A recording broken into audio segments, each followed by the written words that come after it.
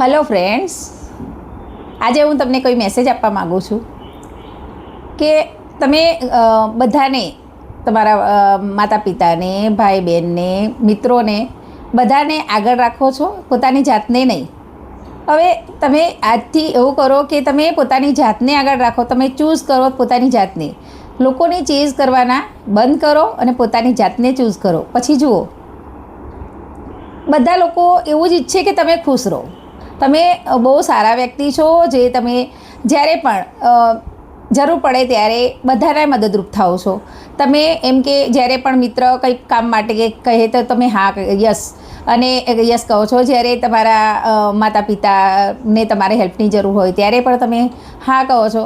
જ્યારે તમારા એમ કે ભાઈ બહેનને તમારા મદદની જરૂર છે ત્યારે પણ તમે હા કહો છો. ઘણીવાર એવું બને, દરેક વખતે આપણને એ જે હેલ્પ કરવાની કે જે કામ કરવાનું હોય એ આપણને મન હોય કે ના હોય હા કહી દેતા હોય છે.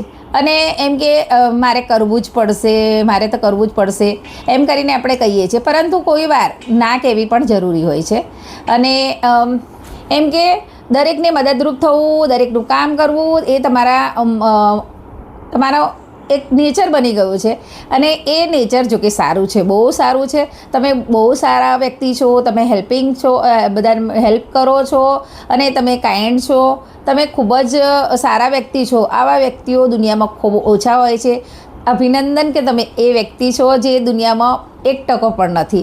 આટલા કાઇન્ડ અને આટલા હેલ્પફુલ વ્યક્તિઓ બહુ ઓછા રહ્યા છે. અત્યારે દરેક દુનિયામાં સેલ્ફિશ લોકોની સંખ્યા વધતી જાય છે અને આવા કાઇન્ડ લોકોની, જે બીજાને હેલ્પફુલ રહે એવા લોકો ખૂબ ઓછા છે. એમાંના તમે એક છો, તો તમને કોંગ્રેચ્યુલેશન. તમે ખૂબ સારા છો અને આવા જ બની રહો. અને પોતાનું નેચર છોડવાની કોઈ જરૂર નથી. અને તમે પોતાના નેચર પ્રમાણે જ વર્તો એ ખૂબ સારું છે. અને તમે ખૂબ સારા છો. મને દેખાઈ રહ્યું છે કે તમારું ફ્યુચર પણ ખૂબ સારું છે. કેમ કે ભગવાન પણ એ જ લોકોને ચૂઝ કરે છે જે પોતાની જાતને છોડીને બીજાને ચૂઝ કરે છે. લોકો એટલા એમ કે ઘણા લોકો એવા હોય છે કે પોતાની જાતને એટલા સેલ્ફિશ હોય છે કે પોતાની જાતની આગળ કોઈને જોતા નથી. તમે એવા નથી.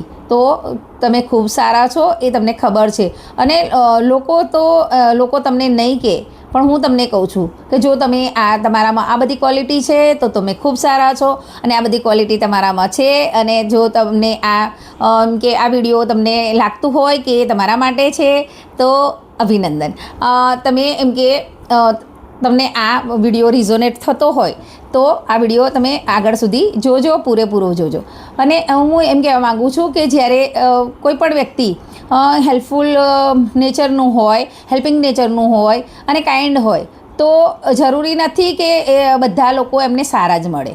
બરાબર? અમુક એવા જો સેલ્ફિશ લોકો મળી જાય તો તમારો ઉપયોગ પૂરેપૂરો એટલો નીચોવી નાખશે કે તમે પોતાના માટે કંઈ કરવા માટે તમારામાં કંઈક બાકી જ નહીં રહે. જાણે કે કોઈ વ્યક્તિ હોય, જાણે કે એમ કે પોતાના માટે કંઈ વસ્તુ લઈને જઈ રહી છે, વચ્ચે મળતા રહેશે. જાણે મા બાપ મળશે તો એમને આપશે, ભાઈ બહેન મળશે એમને આપશે, મિત્રો મળશે એમને આપશે, બીજા કોઈ પણ વ્યક્તિઓ જે મળશે માગશે, તો જે હેલ્પિંગ નેચરનું માણસ હશે આપતું રહેશે. અને પછી જ્યારે પોતાને જરૂર પડશે ત્યારે એની પાસે કંઈ જ નહીં હોય, એવું બની શકે. એટલા માટે થોડોક પોતાના માટે ટાઈમ આપો. અને અમુક વખતે જ્યારે તમને ખરેખર લાગતું હોય કે તમે આ કામ નહીં કરી શકો કે અત્યારે અવેલેબલ નથી, તો ના પાડતા શીખો. ના પાડવું એ એટલું અઘરું નથી. તમારા જેવા લોકો માટે અઘરું છે, પણ તો પણ ટેવ તમે પાડી શકો છો કે અમુક વખતે આપણે અવેલેબલ ના હોઈએ, કે આપણને ટાઈમ ના હોય, કે આપણે કોઈક કામમાં હોઈએ, કે અમુક કામ ના કરી શકતા હોય તો ના પાડતા પણ શીખવું જોઈએ. અને એ શીખવામાં કોઈ વાંધો નથી. એમાં તમે સેલ્ફિશ બની જતા નથી. પોતાની જાતને આગળ રાખવી એ ખૂબ સારી વાત છે. અને જો તમે એ રીતે રહેશો કે તમે જે પોતાની જાતને આગળ રાખશો તો તમે ખુશ રહેશો. તમે ખુશ રહેશો તો તમારી આસપાસની જે તમને ચાહતી હશે, એમ કે તમને પ્રેમ કરતી હશે, સ્નેહ કરતી હશે, દરેક વ્યક્તિ ખુશ થશે. કેમ કે એ લોકો તમને ખુશ જોવા માગે છે. અને યુનિવર્સ પણ તમને ખુશ જોવા માગે છે. કેમ કે હસતું વ્યક્તિ, ખુશ રહેલું વ્યક્તિ દરેક વ્યક્તિને ગમે છે. અને તમે ખુશ હશો, તમે એમ કે જ્યારે ખુશ હશો અને હેપી હશો તો તમે દુનિયાને પણ હેપીનેસ જ આપતા રહેશો તો ખૂબ સારી વાત છે. અમે અમુક નેચરવાળા વ્યક્તિઓ આપણે કહેવામાં આવે છે કે મીઠા ઝાડના મૂળ પણ લોકો ખાઈ જાય, એટલે દુનિયા એવી છે. એટલે માટે તમારે એમ કે એવું નથી કે તમારા નેચરને બદલી દેવાની જરૂર છે, ના, બદલવાની જરૂર નથી. તમે આટલા સારા છો તો બહુ સારી વાત છે. આવા વ્યક્તિઓ અત્યારે દુનિયામાં બહુ ઓછા જોવા મળે છે, તો તમારે તમારા નેચરને બદલવાની જરૂર નથી, પરંતુ પોતાની જાતને પણ થોડુંક ચૂઝ કરવાની જરૂર છે. ભગવાન પણ એવા જ વ્યક્તિઓને ચૂઝ કરે છે જે પોતાની જાતને ચૂઝ કરે છે, કેમ કે પોતાની જાતને ચૂઝ કરે એ વ્યક્તિ એમ કે સેલ્ફિશ નથી હોતી, પરંતુ પોતાની જાતને ચૂઝ કરીને એ દુનિયાને એના પોતાના સ્નેહીજનોને પણ ચૂઝ કરે છે. કેમ કે જ્યારે વ્યક્તિ ખુશ હશે, જ્યારે વ્યક્તિ વધારે એમ કે પ્રોડક્ટિવ બનશે. જ્યારે તમે પોતાની જાતને ચૂઝ કરશો ત્યારે તમે વધારે પ્રોડક્ટિવ બનશો, તમે વધારે ખુશ રહેશો, તો તમારા એનર્જી લેવલ પણ વધી જશે અને તમારામાં જે એમ કે કામ કરવાની જે શક્તિ એનર્જી છે એ એટલી બધી સારી થઈ જશે કે તમને પોતાને પણ લાગશે. અને તમારો ખુશ રહેવાથી આપણો ઓરા પણ ક્લિયર થાય છે. આપણે એમ કે જ્યારે પણ તમે કોઈ પણ જગ્યાએ જશો તમારા મિત્રોની વચ્ચે, તો તમે જોશો કે જો આવી વ્યક્તિ આટલી હેલ્પફુલ ને આટલી કાઇન્ડ વ્યક્તિ હશે, એનો ઓરા જુદો જ હશે. જ્યારે તમે એમ કે ખૂબ કાઇન્ડ ને એવા છો, તો એ વ્યક્તિ છો, તો એ શોધવા માટે એમ કે તમે એમાંના જ છો એ જાણવા માટેની અમુક રીતો છે. જ્યારે તમે અમુક વ્યક્તિઓની વચ્ચે જશો તો તમે જોશો કે તમે જશો એટલે બધા વ્યક્તિઓ તમારી સામે જોશે અને બધા વ્યક્તિઓ તમારાથી એટ્રેક્ટ થશે. બીજું કે જે નાના બાળકો અને જે પ્રાણીઓ હોય છે, જે એમ કે પેટ, જે ડોગ હોય કે કેટ હોય, એ પણ તમારાથી એટ્રેક્ટિવ થાય, તો સમજી લેવાનું કે તમારો ઓરા ક્લિયર છે, તમે ખૂબ સારા વ્યક્તિ છો.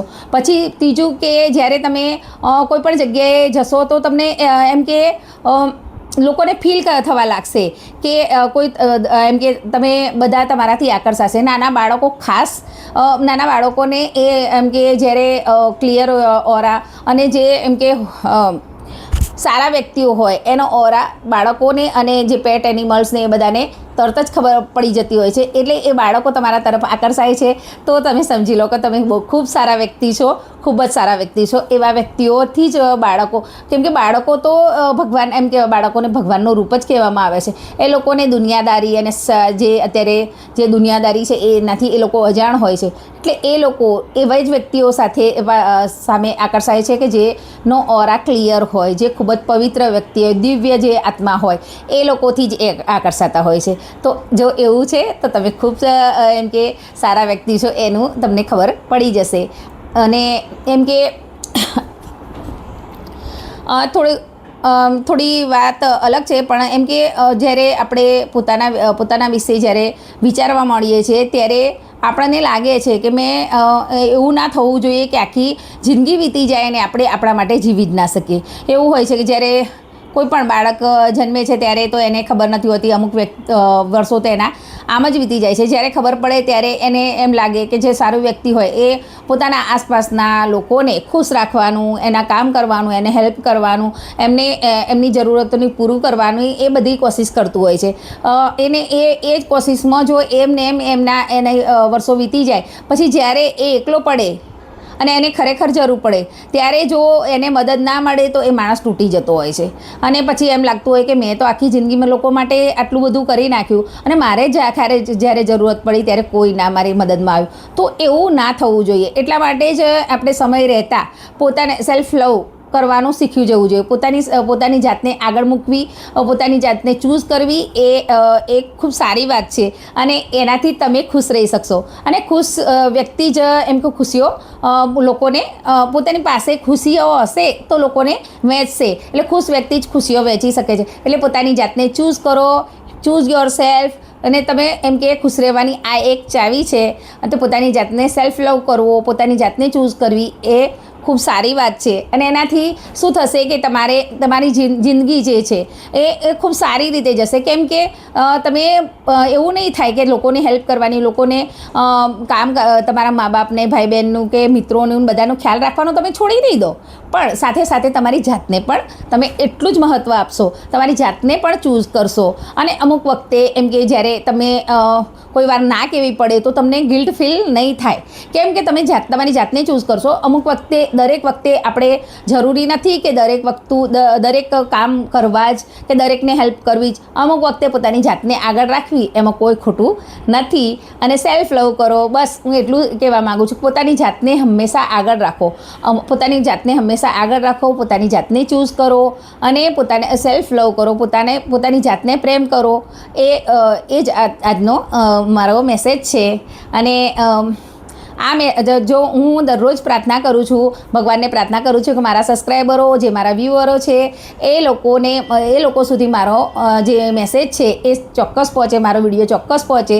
એના માટે હું રોજ પ્રાર્થના કરું છું. અને તમારા બધાના જીવનમાં એમ કે જીવનમાં હંમેશા ફ્યુચર તમારું બ્રાઇટ રહે એ માટે પ્રાર્થના કરું છું. તો તમને આ વિડીયો મળ્યો છે, મતલબ મારી પ્રાર્થના સફળ થઈ છે.